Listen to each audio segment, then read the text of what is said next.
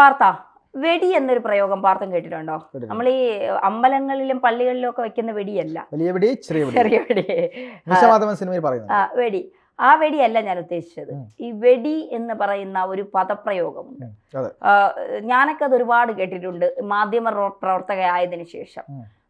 ഈ കമന്റ് ബോക്സുകളിൽ ഇവളെ കണ്ടാൽ അറിയാം ഇവള് വെടിയാണെന്ന്. നമ്മുടെ കമന്റ് ബോക്സിന് താഴെ വരാറുണ്ട്. നമ്മളെ കണ്ടാൽ വെടിയാണെന്ന് അറിയാൻ കഴിയോ? ചില ജ്ഞാനദൃഷ്ടിയുള്ള ആൾക്കാരുണ്ട്. കാരണം ഇവന്റെ അമ്മയും പെങ്ങളും ഒക്കെ ആ രീതിയിൽ പോകുന്ന ആൾക്കാരായതുകൊണ്ടേ പെട്ടെന്ന് കണ്ടാൽ ഒരു പക്ഷെ ഇങ്ങനെ അതേപോലെ തോന്നിക്കും, മനസ്സിൽ റിഫ്ലക്ഷൻ അടിക്കും. അതിന്റെ പ്രശ്നമാണത്. ഈ ദ്വയാർത്ഥ പ്രയോഗങ്ങളിൽ ഉള്ളതല്ലേ ഈ വെടി, ചരക്ക്, പീസ്, പിന്നെ വേശ്യ എന്നുള്ള ഒരു പദം. ഈ വേശ്യ ഇപ്പൊ ലൈംഗിക തൊഴിലാളികളൊക്കെ അവരിപ്പോ ജോലി ചെയ്ത് ജീവിക്കുന്നത് അന്തസ്സായി പറയുന്നവരാണ്, നളിനി ജബീലെ പോലെയുള്ളവർക്ക്. അപ്പൊ ഈ ഒരു പ്രയോഗം അത് അവസാനിപ്പിക്കേണ്ടതല്ലേ? തീർച്ചയായും അവസാനിപ്പിക്കേണ്ടത്. അത് വളരെ നല്ലൊരു കാര്യമാണ്. ഇപ്പൊ ധന്യ ഈ വിഷയം എടുക്കാൻ കാണിച്ചതിൽ ഞാൻ ആദ്യം തന്നെ അഭിനന്ദിക്കുകയാണ്. കാര്യം ഇത് ബോബി ചെമ്മണ്ണൂരൊക്കെ ദ്വയാർത്ഥ പ്രയോഗം നടത്തി എന്നൊക്കെ പറയുമ്പോൾ ബോബി ചെമ്മണ്ണൂർ പറഞ്ഞത് എന്താ, കുന്തി ദേവി എന്നുള്ള നിലയ്ക്കാണ് പറഞ്ഞത്. അതൊരു മഹാഭാരതത്തിലെ കഥാപാത്രത്തെ കൂട്ടിയതാണ് പറഞ്ഞത് എന്നെങ്കിലും വിചാരിക്കാം. പക്ഷെ വെടി, പടക്കം, ഈ പറയുന്ന അങ്ങനെ തുടങ്ങി ചരക്ക്, ഒരുപാട് പീസ്, അങ്ങനെ ഒരുപാട് വാക്കുകളുണ്ട്. അത്തരത്തിലുള്ളതെല്ലാം ദ്വയാർത്ഥങ്ങൾ തന്നെയാണ്. ഈ ദ്വയാർത്ഥ പ്രയോഗം നടത്താത്ത എത്ര പുരുഷന്മാരുണ്ട് നമ്മുടെ കേരളത്തിൽ എന്നുള്ളതാണ്. കാരണം ഇങ്ങനെ ദ്വയാർത്ഥ പ്രയോഗം നടത്തിയ ആളുകൾക്കെതിരെ എല്ലാം ഞാൻ പറയാം, ബോബി ചെമ്മണ്ണൂരിനെതിരെ നടപടിയെടുക്കണമെന്ന് പറഞ്ഞുകൊണ്ടിരിക്കുന്ന ആൾക്കാരെല്ലാം തന്നെ ഇത്തരം ദ്വയാർത്ഥ പ്രയോഗങ്ങൾ നടത്തിയിട്ടുള്ള ആളുകളായിരിക്കും. പക്ഷെ അവനോട് തന്നെ ചോദിക്കുക. കാരണം എപ്പോഴെങ്കിലുമൊക്കെ ഇപ്പം ഞാനും ഈ പറയുന്നത് പോലെ എപ്പോഴെങ്കിലും ഏതെങ്കിലും ഒരു സമയത്ത് ഇത്തരത്തിലൊരു വാക്കുകൾ പറഞ്ഞിട്ടുണ്ടോ എന്ന് എനിക്കറിയില്ല, പറഞ്ഞിട്ടുണ്ടായിരിക്കാം. പക്ഷേ അത്തരത്തിലുള്ള വാക്കുകൾ പറയുന്നത് തെറ്റാണെന്നും ഇനി അത് പറയരുതെന്നും ഇനി അത് ആവർത്തിക്കാതിരിക്കാൻ ഞാൻ ശ്രമിക്കുമെന്നും അത് പറയാനുള്ളൊരു ധൈര്യം എനിക്കുണ്ട്, എന്നെ സംബന്ധിച്ചിടത്തോളം ഉണ്ട്. അപ്പോൾ അതുകൊണ്ട് തന്നെ അതൊരു ഒരു പെൺകുട്ടിയുടെ മുഖത്ത് നോക്കി, ഇപ്പം ഞാൻ എൻ്റെ വീട്ടിനകത്തിരുന്ന് ഒരു റൂമിലിരുന്ന് കൊണ്ട് ഒരാളെ പറ്റി എന്ത് സംസാരിച്ചാലും, എൻ്റെ റൂമിനകത്തിരുന്ന് മാധ്യമമൊന്നും ഉപയോഗിക്കാതെ ഞാൻ വ്യക്തിപരമായി ഒരാളെ പറ്റി എന്ത് സംസാരിച്ചാലും അത് ഈ ഇന്ത്യൻ ഭരണഘടനയ്ക്ക് തെറ്റല്ല, അത് നമുക്ക് പറയാം, ഒരു പ്രശ്നവുമില്ല.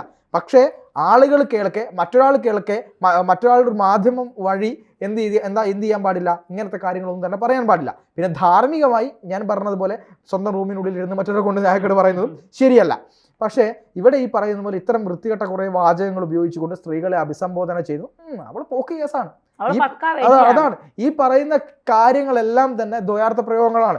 ഈ ദ്വയാർത്ഥ പ്രയോഗം മനുഷ്യന്റെ മലയാളിയുടെ DNA-യിൽ അടിഞ്ഞ ഒരു സാധനമാണ് ഈ ദ്വയാർത്ഥ പ്രയോഗം എന്നുള്ളത്. ഈ ബോബി ചെമ്മണ്ണൂരിന്റെ ഇന്റർവ്യൂ കാണാൻ പോകുന്ന ആൾക്കാർ നോക്കണം. അതായത് അദ്ദേഹത്തിന്റെ ഇന്റർവ്യൂ എങ്ങനെയാണ് കത്തിക്കേറുക എന്ന് കാണാറുണ്ടോ? ഈ ദ്വയാർത്ഥ പ്രയോഗം കേൾക്കാൻ പോകുന്നവരാണ്. തീർച്ചയായിട്ടും ബോബി ചെമ്മണ്ണൂർ ചെയ്യുന്ന അദ്ദേഹം സ്വർണ്ണ കച്ചവടം എങ്ങനെ നടത്തുന്നു, സ്വർണ്ണ കച്ചവടത്തിന് എത്ര മഹത്വമുണ്ട്, അദ്ദേഹം 916 ക്യാരറ്റ് ഗോൾഡാണോ കൊടുക്കുന്നത് എന്നൊന്നും അറിയാൻ പോകുന്ന ആൾക്കാരൊന്നുമല്ല.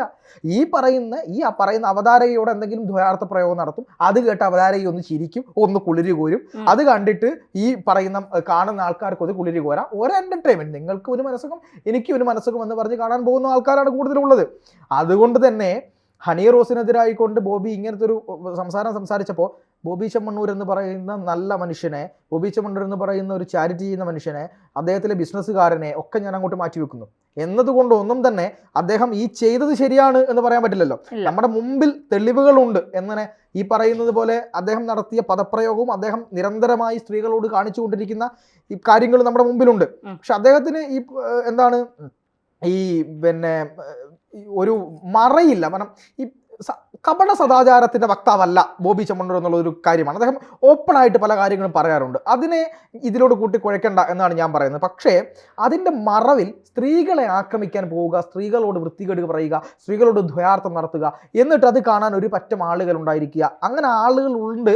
എന്നിട്ട് ഇവരൊക്കെ ചെന്നുകൊണ്ട് മറ്റുള്ള ആളുകളോട്, അതായത് ഹണി റോസ് എങ്ങനെ വസ്ത്രം ധരിക്കണമെന്ന് ഞങ്ങൾ പറയും എന്ന് പറഞ്ഞ് കമന്റ് ഇടുന്ന ആൾക്കാരാണ്. ഹണി റോസ് മാന്യമായി വസ്ത്രം ധരിക്കണം. ഇവൻ ആരാണ് മാന്യതയുടെ സ്കെയിൽ കൊടുത്തത്? ഹണി റോസ് ഇതുവരെ ഞാൻ ബിക്കിനി ഇട്ടിട്ട് ഹണി റോസ് ബിക്കിനി ഇട്ട് ഫോട്ടോഷൂട്ട് നടത്തിയതായിട്ട് എനിക്കറിയില്ല, ഞാൻ കണ്ടിട്ടില്ല, കാണാത്തതാണെന്ന് എനിക്കറിയില്ല കേട്ടോ. പക്ഷേ അങ്ങനെ ഉള്ള ഒരു സ്ഥലത്ത് നിന്ന് ഹണി റോസിനെ മാന്യതയുടെ മൂട് പടമണിഞ്ഞുകൊണ്ട് ഈ മര്യാദ പഠിപ്പിക്കാൻ പോകാനൊന്നും ഇവനൊന്നും യാതൊരു യോഗ്യതയുമില്ല എന്ന് നമ്മൾ അങ്ങോട്ട് പറയുമ്പോൾ അതൊന്നും അല്ല, എനിക്ക് യോഗ്യതയുണ്ട്, ഹണി റോസ് ഇങ്ങനെ ഇട്ടേ പറ്റുള്ളൂ എന്ന് പറയുന്ന ആളുകളാണ്. അതെ, പാർത്തൻ പറഞ്ഞത് ശരിയാണ്. ഹണി റോസ് എന്ത് വസ്ത്രം ധരിക്കണം എന്നുള്ളത് ഹണി റോസിൻ്റെ ഇഷ്ടമാണ്. ഹണി റോസ് തീരുമാനിക്കണം ഞാൻ എന്ത് വസ്ത്രമാണ് ധരിക്കേണ്ടത്, ഞാൻ ഈ വസ്ത്രം ധരിച്ച് പുറത്തു പോകുമ്പോൾ ആളുകൾ എന്നെക്കുറിച്ച് കാരണം അവർ ഈ സമൂഹത്തിൽ ജീവിക്കുന്നവരാണ്, ആളുകളുടെ എല്ലാം മനസ്സിൽ പോയി, അല്ലെങ്കിൽ ആളുകളോട് എല്ലാവരോടും നിങ്ങൾ എന്നെക്കുറിച്ച് നല്ലത് മാത്രമേ പറയാവൂ എന്നൊന്നും നമുക്കിരുന്ന് പറയാൻ കഴിയില്ല. ഇപ്പോൾ മേക്കപ്പ് ഇടാതെ ഇരുന്നിട്ടാണ് ഞാനും പാർത്ഥനും വാർത്ത എടുക്കുന്നത്.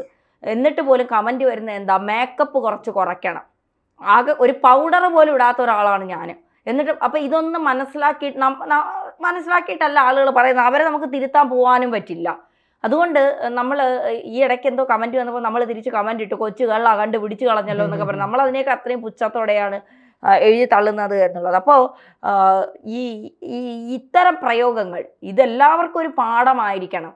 കാരണം ഹണി റോസ് ഒരു സെലിബ്രിറ്റി ആയതുകൊണ്ട് ഹണി റോസ് പറഞ്ഞ ഉടനെ 1000 ഏക്കറിൽ പോയി ബോബി ചെമ്മണ്ണൂരിനെ ഓടിച്ചിട്ട് പിടിച്ച് ഒരു പക്കാ ക്രിമിനലിനെ പോലെ അദ്ദേഹത്തെ വയനാട്ടിൽ നിന്ന് കാക്കനാട് വരെ കൊണ്ടുവരാൻ കാണിച്ച ആ മാസ് ഉണ്ടല്ലോ കേരള പോലീസിന്റെ, ആ മാസ് തീർച്ചയായിട്ടും അവർ എല്ലാ കാര്യത്തിലും കാണിക്കണം എന്നുള്ളതാണ്. ഇപ്പോൾ ഒരു തെറ്റും ചെയ്യാതെ അസിസ്റ്റന്റ് പോലീസ് കമ്മീഷണറുടെ അടുത്ത് ചെന്നിരുന്ന എന്നോട് നിന്നെ പിടിച്ച് ആ മൂലയ്ക്ക് നിർത്തും എന്ന് ആ പോലീസുകാരൻ ജയകുമാർ സി എന്ന് പറയുന്ന ഒരു പോലീസുകാരൻ എന്നോട് പറഞ്ഞിട്ടുണ്ട് എങ്കിൽ അതിനെതിരെ ഞാൻ പരാതി കൊടുത്താൽ ഒരു തെറ്റും ചെയ്യാത്ത എന്നോട് എന്തിനാണ് എന്നെ പിടിച്ച് മൂലയ്ക്ക് നിർത്തും?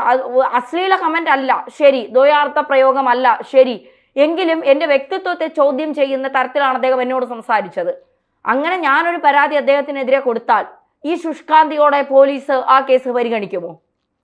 സെലിബ്രിറ്റികളുടെ കാര്യത്തിൽ കാണിക്കുന്ന ശുഷ്കാന്തി സാധാരണക്കാർ ഒരു പരാതി കൊടുത്താൽ ഈ പോലീസുകാർ കാണിക്കുമോ എന്നുള്ളതാണ് എൻ്റെ ചോദ്യം.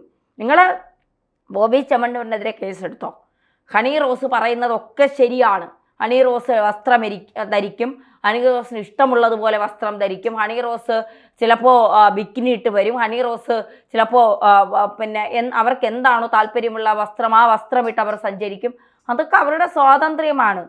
അവർക്കിപ്പോൾ നാളെ പാമ്പിൻ്റെ ഇറച്ചി തിന്നണമെന്ന് അവർക്ക് തോന്നിയാൽ അവരത് കഴിക്കും. അത് അവരുടെ വ്യക്തി സ്വാതന്ത്ര്യമാണ്. അവരെന്ത് ഭക്ഷണം കഴിക്കണം, എന്ത് ഡ്രസ്സ് ഇടണം, എവിടെ പോകണം, ആരെ കാണണം, ആരോടൊപ്പം ജീവിക്കണം, ഇതൊക്കെ അവരുടെ വ്യക്തി സ്വാതന്ത്ര്യമാണ്. അതിൽ കൈകടത്താനോ അതിൽ ദ്വയാർത്ഥ പ്രയോഗങ്ങൾ നടത്താനോ ബോബി ചെമ്മണ്ണൂരിനെന്നല്ല ഹണി റോസിന്റെ അച്ഛനും അമ്മയ്ക്കും പോലും അവകാശമില്ലെന്നേ ഞാൻ പറയൂ. കാരണം അതിൽ ചെറിയ തിരുത്ത് ഞാൻ വരുത്തിക്കോട്ടെ. അതായത് ഇന്ത്യയിൽ ഇരുന്നു കൊണ്ട് പാമ്പിനെ തിന്നാൻ കഴിയില്ല നമ്മുടെ ഭരണഘടന. പുറത്തു പോയി കഴിക്കാം. ഇപ്പൊ കഷ്ണം തിന്നണമെന്നാണ്. അതുകൊണ്ട് അതൊക്കെ അവരുടെ ഇഷ്ടം, അവരെന്തോ ചെയ്യട്ടെ. പക്ഷേ സാധാരണക്കാരായ പെൺകുട്ടികൾക്ക് നേരെയും അശ്ലീല കമന്റുകളുമായി വരുമ്പോൾ, പരാതി തരുമ്പോൾ അതിൽ ഇതുപോലെ ശുഷ്കാന്തി കാണിക്കാനുള്ള മാസ് കേരള പോലീസ് കാണിക്കണം എന്നുള്ളതാണ്. ഈ വെടിയെന്നൊക്കെ പറഞ്ഞ് ഒരു പെണ്ണിന്റെ മുഖത്ത് നോക്കി എത്രയോ പോലീസുകാർ പറഞ്ഞിട്ടില്ലേ? ഓരോ പെൺകുട്ടികളെ കുറിച്ച്, നടന്നു പോകുന്ന പെൺകുട്ടികളെ കുറിച്ച് എത്രയോ പോലീസുകാർ പറഞ്ഞു. ഈ പോലീസുകാർക്ക് തൻ്റെ അടുത്തോടെ പറയാൻ കഴിയുമോ ഞങ്ങൾ ദ്വയാർത്ഥ പ്രയോഗങ്ങൾ നടത്താറില്ല, ഞങ്ങൾ ഇത്തരം വാക്കുകൾ ഉപയോഗിക്കാറില്ല, ഞങ്ങൾ പെർഫെക്റ്റ് ആയിട്ടാണ് സംസാരിക്കുന്നത്? പല സ്ത്രീകളും പോലീസ് സ്റ്റേഷനിൽ വരുമ്പോൾ ഇവർ പെരുമാറുന്നത് എങ്ങനെയാണ്?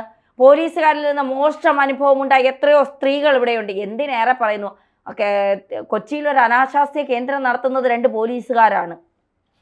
ഈ ശുഷ്കാന്തി ആ അനാശാസ്യ കേന്ദ്രം പിടിച്ച് അതിലെ പോലീസുകാരുടെ കാര്യത്തിൽ അവരെ ഡിസ്മിസ് ചെയ്യാനുള്ള ശുഷ്കാന്തി കാണിക്കാൻ ഈ പോലീസുകാർക്ക് കഴിയുമോ?